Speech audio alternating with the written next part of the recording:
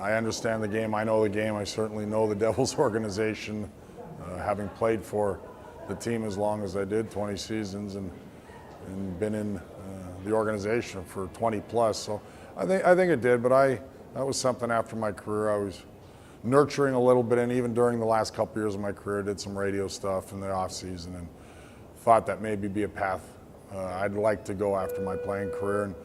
And I knew I'd have a pretty good opportunity here with the Devils. If I didn't stumble completely, I was going to get a shot to get involved in the broadcasting, and so far so good.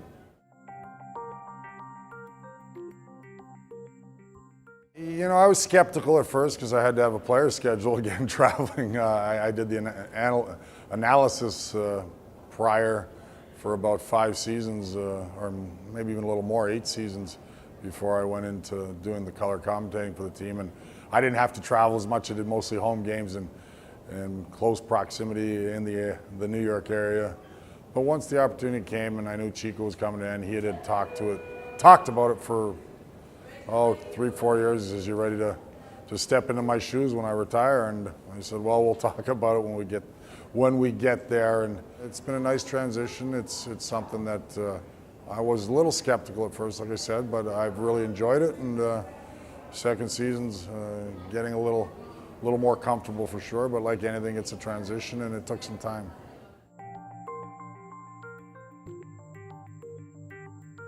Took a little time to get comfortable going into the locker room and, talking to players and stuff. I do it probably a little different approach because I've been in the organization so long than you'd probably see a broadcaster that doesn't have familiarity with the organization. I mean, I even try to give a little advice here and there and help out along the way. And then, when the game comes, it's like anything, I put my game face on, and I hope they do well. They make my job a lot easier, but it took time to get comfortable just to go into the locker room, because I'd been through what those guys have been through. And when you go through tough times, you don't always want a guy asking you questions or somebody in your face when things aren't going well, for sure. I know it's part of the job, part of the business, and I had to do that as a player. But, for me to handle that with the players is a little different. But I handle a little different approach than your regular reporter, I guess you would, or regular broadcaster, because of the familiarity. Well, I think I was pretty comfortable right from the start. I mean, it's something that I think's more natural for certain people than others, certain athletes than others, and a lot of former athletes, if the opportunity's there, get into a broadcasting career or color commentating like I'm doing now for the Devils. But people that talked to me about it, even reporters and people that had interviewed me over the years, and I'd already had thought about it even in 2000, and when my career was winding down, it was something that was intriguing to me. But because I could be around the game, I loved the game, and I thought it would be something I would enjoy. But on the flip side, of course, everything's a transition, everything's repetition, and the more you speak in front of a camera, the more comfortable you get. And obviously now, being in the broadcasting industry for almost 10 years now in some capacity, I've gotten more comfortable for sure. But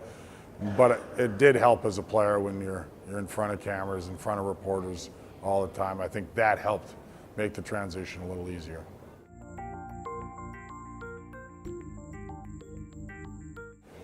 It's something that I didn't even know about, Twitter, and the only way I got involved in it is because MSG had asked me to get involved on Twitter, and I didn't even know what it was when it started. So I've been on it now, I don't know, 3-4 years, but MSG recommended it to me, and I'm like everyone else. I've gotten addicted to it. You have some fun with it, certainly, and it's a great marketing tool for sure, and the avenue to get your broadcast out there and tell everybody what's going on, and interact with the fans. And that's what I've always been like that as a player. Interacting with the fans is so important.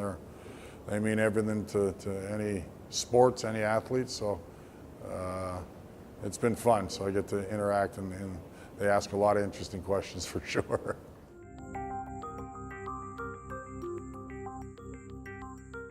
Yeah, I mean, definitely wanted to stay in the game in some capacity, and I don't just do the broadcasting. I work with the Devils organization pretty closely. I have ever since I retired in 2003. So I keep busy, and I'm glad it's in the sport that I love, the sport that's been so good to me. And fortunately, like I said, playing for one team meant a lot to me.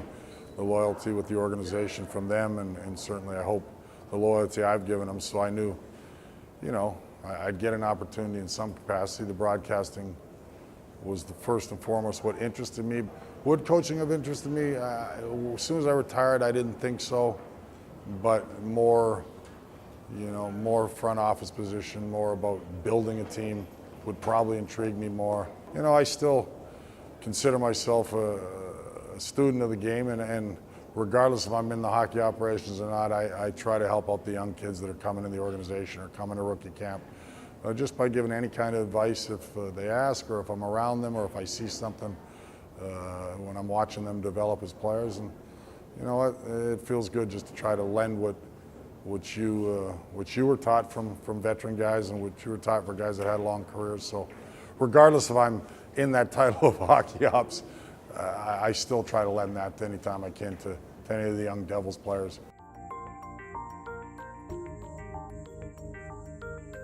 You probably hear it from your parents, you hear it from everybody, and it's no different coming from me, is preparation. And that's something I learned along the way.